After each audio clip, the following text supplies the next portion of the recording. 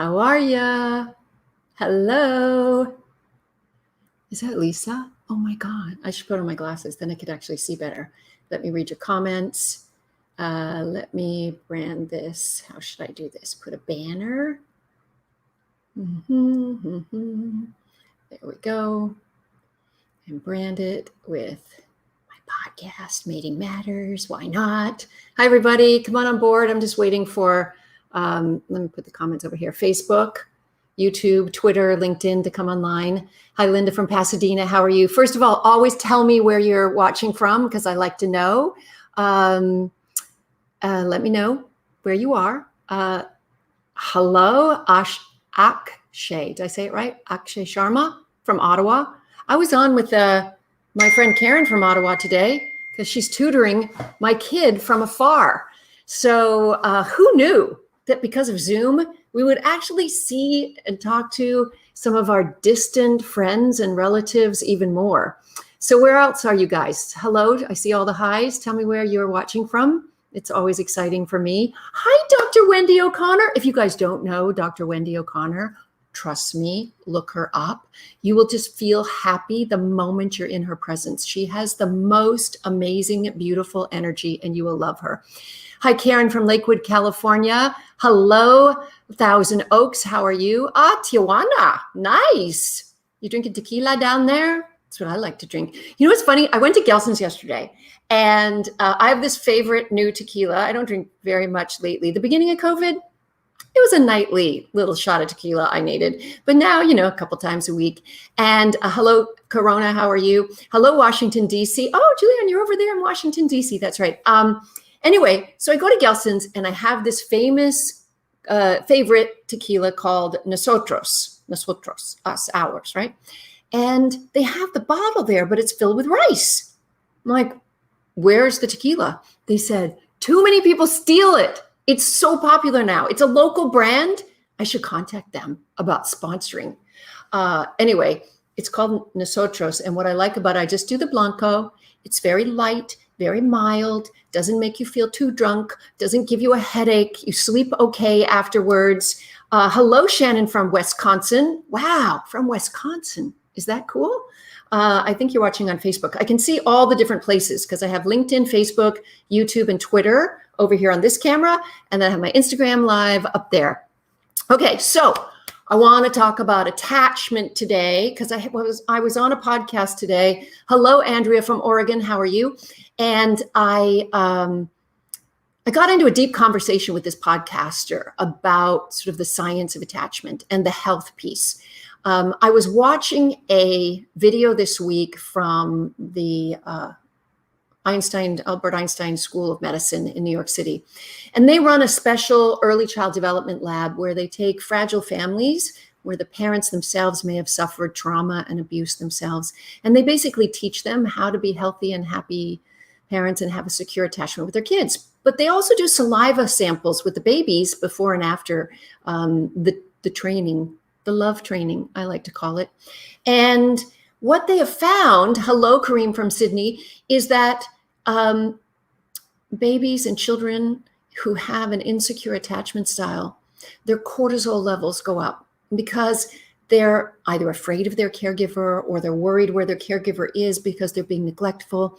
And these cortisol levels are stress hormones. They cause inflammation.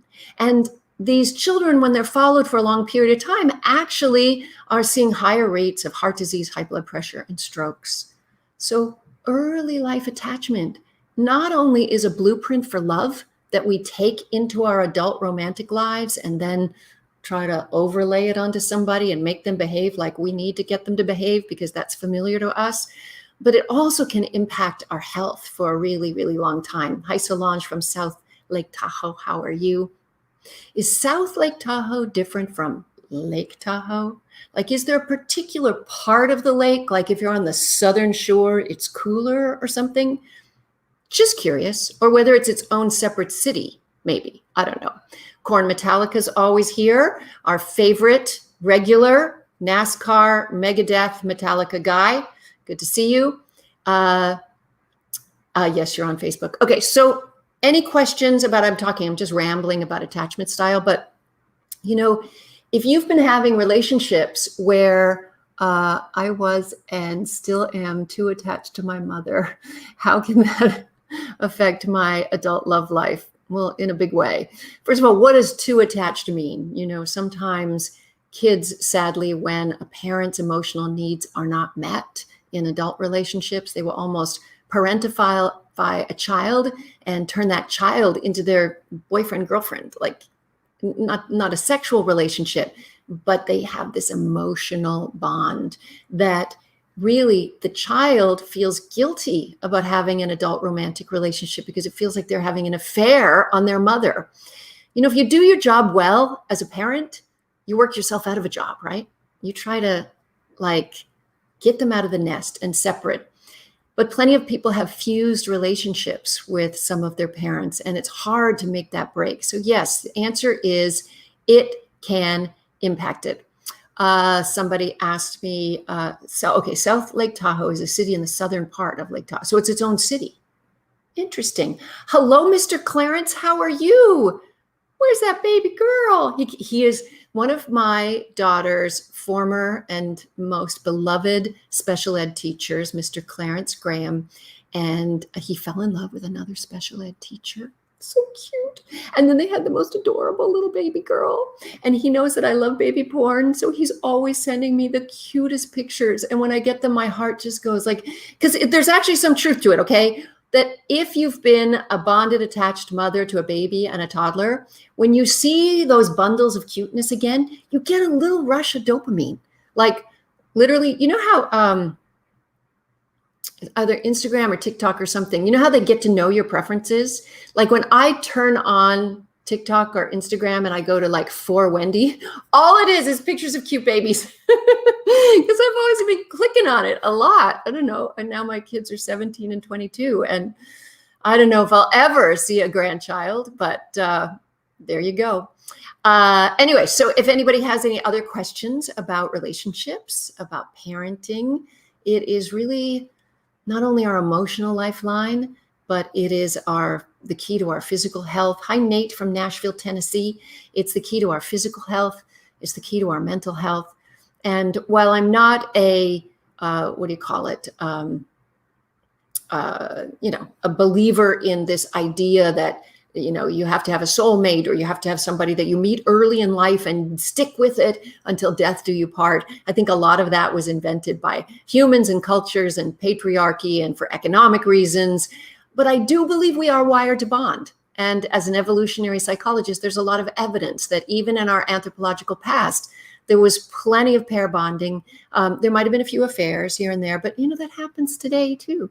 And then people were able to raise healthy offspring, right? Anyway, okay, Clarence is doing great. Oh, thank you, Cave Woman Tron. You loved my book, The 30-Day Love Detox. I think it was before his time. And I think the biggest problem with that book is it was named by the publisher instead of me. I wanted to call it something like How to Find Love in a High Supply Sexual Economy or Love 2.0, but didn't happen. Okay, here's a question. Shannon says, I'm finding myself falling in love with a gentleman that helped me here. I think I can put it up on the screen, Shannon. We can all read it together. Falling in love with a gentleman that helped me with my divorce. He's an amazing man. Do you think it's too soon? Well, you know the saying, the best way to get over somebody is to get under somebody else. I don't think, this idea that if you finished one relationship, it means that you must take some time alone to heal and be independent and live autonomously. Who thought up that? The truth is, anytime you're not in a relationship, you can't grow by sitting on the side of a mountain going, all you're doing is avoiding. The truth is, relationships are a gymnasium for our minds. There's no such thing as too soon, but keep in mind that sometimes when we come out of one relationship, we have a transitional relationship that becomes our support system, not a crutch, not a rebound. I don't like those words. Becomes our support system while we're getting our sea legs as an independent person. So there's no time clock on love or connection or commitment. Anyway, any other questions about relationships, love, parenting. How's everybody doing with your Zoom life? Are many of you out in the real world? Are you back in, I do almost everything here, like my computer. I taught a class at 7:30 this morning, my university students. They, I'm sure, are all in bed because they don't even turn their cameras on. There's some really nice girls that feel sorry for me because I'm like, I can't just lecture here if I can't see some faces, some active feedback in some way.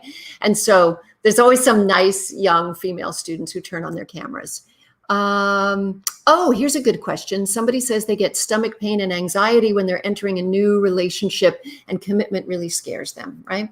So some people's attachment style, they feel engulfed. They feel easily smothered. Commitment feels terrifying, like prison. I'm that way. Oh, that's a good question. I'll get to you in just a minute about the 3-year-old, and I'm sorry about your loss. I'm that way about work.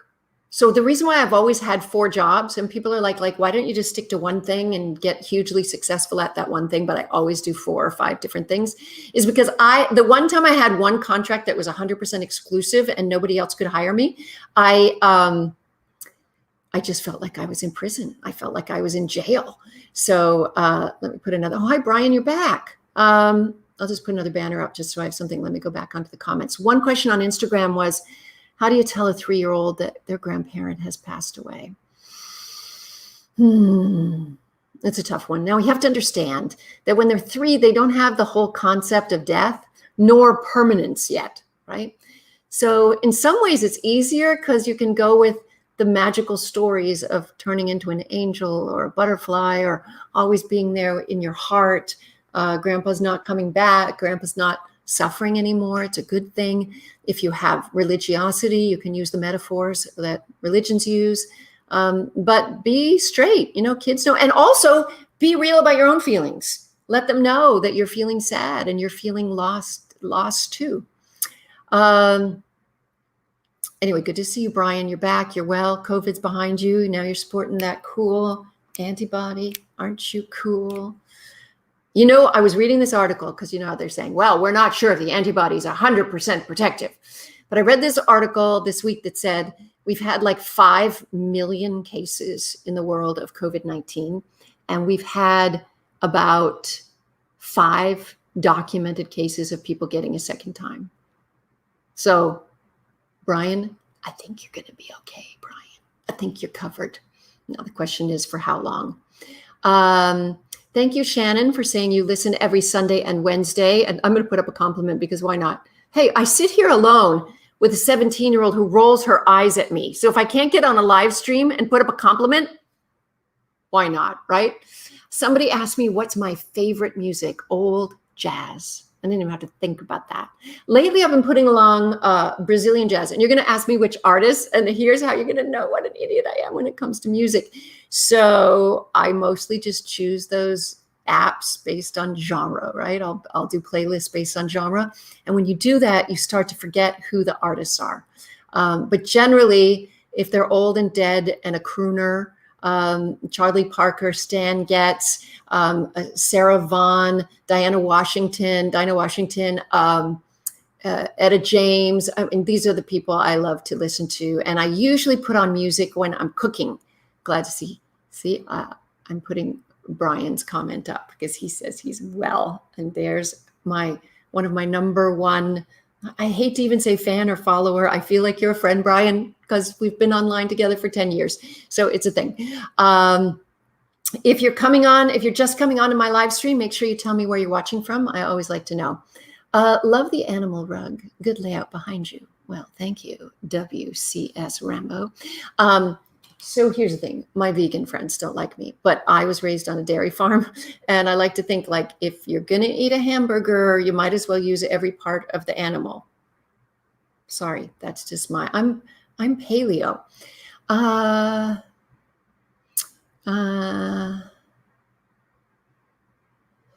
Okay, so I want to put up a very sensitive question because I think it's really important that I address this. I mean, these live streams they go from funny and light, and I want to get up and pour myself a glass of tequila, to like real major stuff. So Nate, here you go, because I know you've asked me this before and I missed it. So Nate says, how do I continue to be positive about myself or with self-esteem when I've never had a date my whole life? I wear a hearing aid. I have a pre-existing medical condition. I'm doing my best to be positive all the time, but I burned out and I'm 43. Nate, I promise you, you are lovable and there's somebody for you. I promise you that. I highly suggest you work through some of your self-esteem issues through therapy. You know, I have a friend whose daughter has some physical disabilities, and she decided to be just totally upfront about it. Put the pictures of it on the dating app and everything. And she met an amazing guy. They're living together now. And I really think like pretending it's not part of your identity doesn't help. Neither is feeling ashamed or that there's something wrong with you because you're different. So I really suggest that you reach out. There's so many great therapists. Look, Dr. Wendy O'Connor was just on here and she is amazing. And I bet she does telemedicine right now.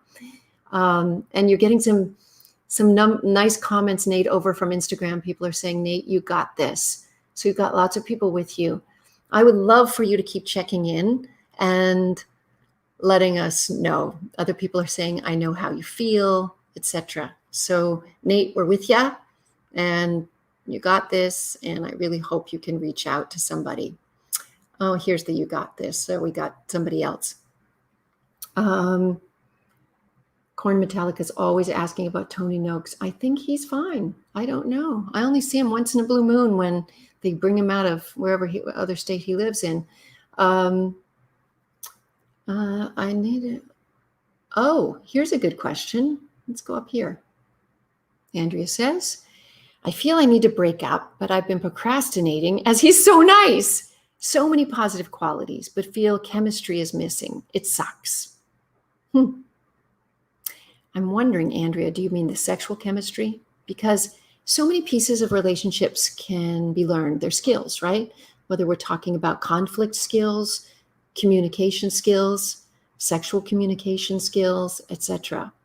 But staying with somebody just because they're nice, and he's probably being extra nice because he, the unconscious knows all, right? He knows or she knows that, oh, you said he, okay. Got to get the pronouns right. I'm so bad. I think you need to bring it up. I think you need to start to have the conversation and be honest and authentic about your experience in the relationship. You might say, oh, but it'll hurt their feelings. But, that's what honesty is. And you never know. You might come closer together because of it. I don't know. Oh, some people, Nate, if you're still watching, people are saying such nice things. I'm sure you're an amazing person. I think you should rock your medical and your hearing aids. Use it as a positive. Exactly. Turn it around. Brian says there is somebody for everybody. Hang in there. It is so true. It's, love is an inside job. It really is. And so much of it. Oh, is my teenager home? I heard a door open over there. Hello, darling. Can you come and say hello? Or are you going to be too shy? Just come and wave. Oh, wave to the live stream. There's Jonesy. For those who know my Jonesy, my 17-year-old. Okay, how to deal. Are you really, Good Food Times, asking me this question again? Didn't we talk about this last week? How to deal with a receding hairline? You're getting depressed? Okay, let me tell you guys something. If you are dating people who are only dating a physical object and what they look like, you're dating the wrong women. Absolutely. Women don't care about looks as much as you think they do. Because, as I said, love is an inside job. Loving yourself first, creating that self-confidence. And so if it is a hang up to you, then you're going to be sending that message to everybody else that it's a big hang up. By the way, I'm 100% gray. Oh, look, I didn't spray that one spot. Oh, my God. I started pulling out gray hairs. Thank you, Young Real 713. It's very nice to hear the compliment, especially when you're 58 years old. But I got some good damn lighting here. I will say that. I went on Amazon, $69, got myself some lighting. You can see it reflected back there in the window. 2 big boxes.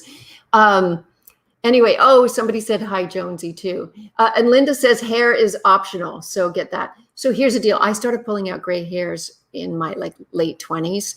And I'll never forget the time I was getting highlights, because you can mix the blonde highlights in with the gray. And one time I was at a hairdresser and she goes, "What are you going to do about the gray here? Are you going to do the 2-step now?" And I was like, "What?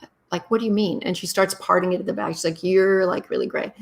So I'm probably, to be honest, about 90% gray. My older brother looks like Santa Claus. It's just, we all get put in the coffin in my family with a full head of hair. It's just white. So I dye it and dye it. I try to make the roots dark. That's my whole look. And then once the roots get too dark down there, then I go for more highlights. Okay, any more questions? He says, "Too much hair on my body. None of my..." Girls like those furry guys too, that can be very, very attractive. Nate says, "Thank you to us." We love you, Nate, and we want the best for you. Any more questions? Somebody on Instagram says, "Chicks like bald dudes." Yeah, that you see what the dudes do, right? Their hair starts to recede and then they're like, "I'll just get rid of it." Obviously looks much better if you have a little melanin, but you can get a tan. Thank you that you like the new podcast episode. That is so nice here. We just released a new one today. And as you know, during sorry, I'm thirsty. Just Perrier. Should I get up and put some of my nosotros in it? Love that tequila. So during COVID, we had a hard time getting on track because iHeartRadio pulled my fabulous producer, Brooke, over to news because there was so much breaking news. I mean, come on. The whole world is burning down. We have fires. We have Black Lives Matter. Hopefully that's continuing. We have COVID. So we got her back. And someone's suggesting vodka. I'm not a vodka person. Vodka makes me mad. Tequila makes me happy. I don't get it. I don't know what that is. And so I just lost my train of thought. I got over on vodka and lost what I was saying. But now we have a new podcast out. So now we're going to release a new one every 2 weeks. So I'm busy writing scripts. We've done all the interviews. So, it's like a few step. By the way. So the episode I'm writing right now is on fetishes because a bunch of viewers, listeners, whatever, wrote to me and said, "Do an episode on fetishes." So I think we interviewed one of the big doctors from the Kinsey Institute. It wasn't my favorite, Justin Garcia. Do you guys follow Dr. Justin Garcia online? You should. I have a secret crush on him. Guess it's not so secret anymore. The problem is he's too young. He's like 34, 35. So it's not going to work for him or me. And he wants to have babies. I already have my babies. That's done. But I'm telling you, if I was younger or that man was older, it would be on. Follow him. You'll see. Dr. Justin Garcia from the Kinsey Institute. Anyway, he's a brainiac too, and I like big brains. But it was a colleague of his, and I'm trying to remember who it was. It wasn't David Lay. It was, anyway, we interviewed him for fetishes. And then we had some callers call into our voicemail line and leave messages about, no, I do not wear blue contacts. It's all me. And leave messages about sort of what they were into that seemed, in their opinion, to be outside of the norm. It's usually not that much outside of the norm. And then I wanted to have some voiceovers of just a whole laundry list of voices saying, I like beautiful hair, I like long legs, or I like muscles, or I get really turned on by a strong neck, or whatever. And so just sort of run-of-the-mill lists of stuff. So if anybody wants me to record them, in fact, what we should probably do is give out the Mating Matters voiceover number, which I don't know what it is. Isn't that terrible? I say it at the end of the voice, but I recorded it. So I'm going to post it on my social media, and I'm going to get you guys to call the voicemail and just give me 2 sentences that say kind of what you're into. You don't even have to identify yourself. I like to hear male voices, female voices. So anyway, if you would do that, that'll be great. I'll post it online. What's the question? Do you have any formal schooling for your media career? Yeah, a wee tad. I have a 4-year BA in journalism, and then I was in the media, and both print media as a writer, reporter, and then television, writer, reporter, anchor, host for years. And then when I settled down to nurse my babies in my 30s, I went back to graduate school and got a master's and PhD in clinical psychology. And then I came back to media and put it all together. So that's the end of that question. Yeah. How to get date in COVID. How to get a date or how to go on a date. We have these things, and your Instagram handle is pretty funny. Idiot Wind. Okay, so we have these things called, I got to actually put on my glasses because now my eyes are hurting. I don't know why, but squinting in this light has just caused me to suddenly have an eye ache. We have these things called dating apps. And my suggestion is to have Zoom dates, phone dates, FaceTime dates, and be sure you're really into somebody before you meet outdoors. And then when you meet outdoors, wear masks, sit 10 feet apart, and sit in a windy place. Go for a beach walk. And I think that's how you should date during COVID. Thank you for the nice compliments. Oh, dating apathy. Yes, that was another episode of Mating Matters that you guys should. Okay, Akshay's got a question over here. Advice for a 25-year-old anxious attachment looking for love. Well, the main thing is your anxiety around attachment will flow out of your pores if you try to suppress it. The way we hope to have an authentic relationship, all of us, is to simply express it and say, this is what I'm about, and this is what I'm working on. And if you can hang in there, I'm sure my anxiety is going to calm down. And spend some time getting to know somebody and talk about maybe your early childhood stuff that might have, contributed to your anxious attachment style, and go to therapy because therapy can be so helpful. He's got the same question, how to find love during lockdown. Dating apps, windy walking dates outside. Did I watch any of the SCOTUS hearings this week? No, I read the summaries every night in the New York Times.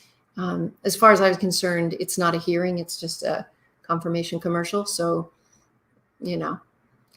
Akshay, did I say your name right? Akshay Sharma. There we go. Did you say you're from Ottawa?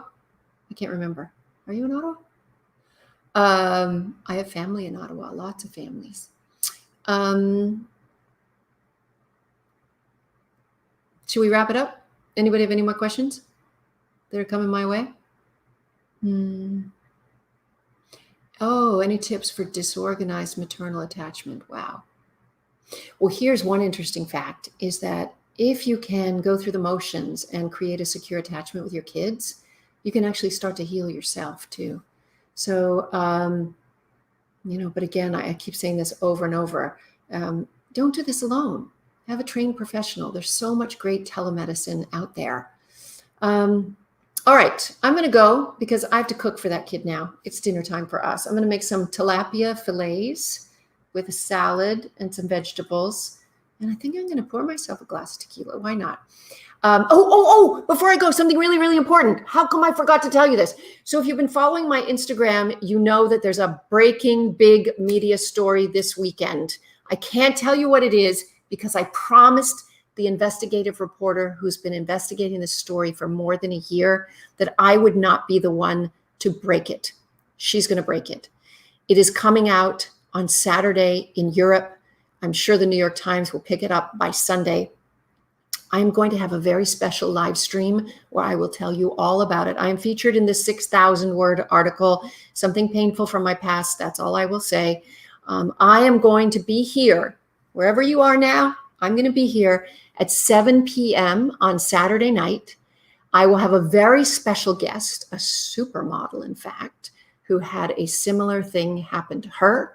And we will be talking about this news story. And can we get a hint? I mean, it's terrible. I'm going to end up crying. Okay, so I don't want to get into it yet. But it's what you never want to have happen to your teenage daughter. And it happened to me. And I'm going to tell the whole story with a very special guest on Saturday at 7 p.m. Pacific time. That's 10 p.m. East Coast time. I think she's on Mountain Time or somewhere. I don't know where she is, some fabulous place. So I will see you Saturday at 7 right here for this very special, needs to be said, live stream. Okay. And then I will also have her on my radio show on Sunday, along with the investigative reporter who's been working on this story for a year, and she's going to talk about it. So Yes, set an alarm. In fact, what I'm going to do is when I hang up here, I'm going to go onto StreamYard and there's a bug, and schedule it so that you'll probably get something on your social. Do you get something on your social media? Like when I schedule something on live stream, does it show up on Facebook? Like she's having a live stream at this time or something. I think it might. I don't know. Anyway, I love you all. Thank you so much for being here. It means so much to me. Feel free to send me your questions anytime during the week. I'll see you Saturday at 7 right here and Sunday at 4 o'clock on the radio on KFI AM 640 Los Angeles. Thanks for being here. Bye. End the broadcast here.